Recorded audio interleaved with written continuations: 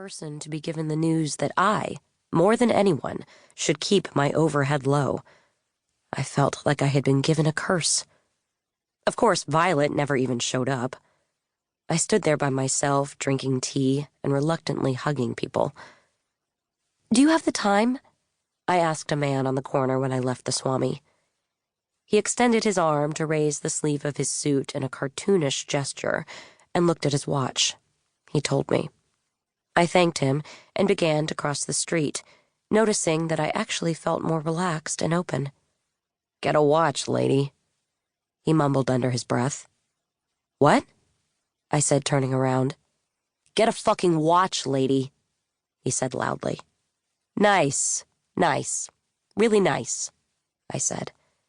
It felt exhilarating to have such an intimate fight on the street, even though when I really looked at him, I saw he was pimply and didn't look much older than 17.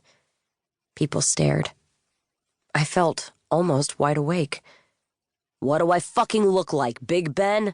he shouted. I had sat in a strange living room praying for a man to be sent to me. This was something. The Swami had already come through. This boy might not be the man I spent the rest of my life with, but it was something. A small beginning. I knew from this that I was ready to date again. It was a sort of warm-up. "You don't look a thing like Big Ben. There's obviously nothing big about you," I said. "What time did you say it was?" "Fuck you." "Fuck you," I said, and walked away. I bought the New York Times and went to a cafe so I could sit there pathetically circling things like everyone else. I tried to think of what I could do. I didn't know what I had been thinking ending up in a cafe at 26 with no skills or education. I had gone to NYU for 8 days and hated every minute of it. I went the first Monday through Friday, had the weekend off, went back Monday, Tuesday, and dropped out at the end of Wednesday. That's where I met Violet.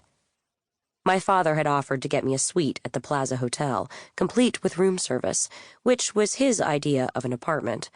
But I had decided to live in a dorm because I wanted to feel like a normal person, and Violet was my roommate.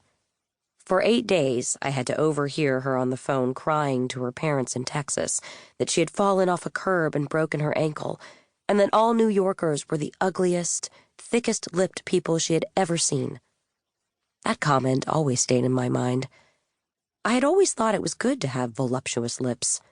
Her lips were the only things about her that weren't thick. But she was my roommate, my college roommate, and I loved the idea of that. I admired women who stayed friends with their college roommates and had them as bridesmaids at their weddings. I spent 8 days bringing her trays of food because she was on crutches and trying to find charm in the fact that she had never seen a Woody Allen movie. Then I met Jack in an elevator at the Supreme Court at 60 Center Street. I was looking into changing my name after the New York Post ran a blind item about my father on page 6. What famous clothing designer was caught with a transvestite prostitute in Riverside Park and punched out a police officer? And we got married 2 years later. After that, it always seemed like there was so much to do. The 5 years just flew by. First of all, we went to his country house every single weekend, and that time didn't even count because we weren't in New York. As soon as we hit the sawmill, it just wasn't my life anymore. There was no sex, no fun, no friends. The most I could hope for was the occasional movie or antique. All I did was listen to the teenage daughter of our closest neighbor talk about all the different places she managed to have sex with her boyfriend without her parents knowing, while I spread jam on saltines in the kitchen, and my husband took naps, alternating between the 2 white couches on the screened-in porch.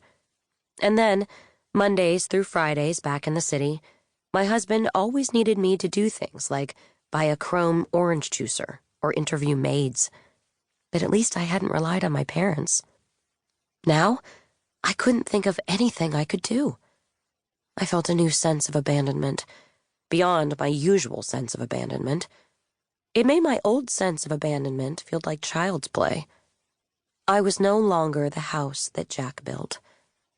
I sat in the cafe reading the paper.